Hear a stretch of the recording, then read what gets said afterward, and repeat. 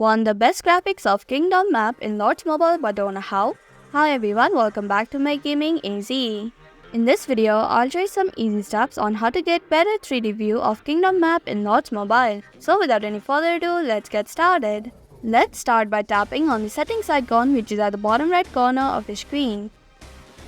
Then select settings option. Below Kingdom map 3D view there are 3 options: full, balanced and none. Tap on the full option to have the high graphics.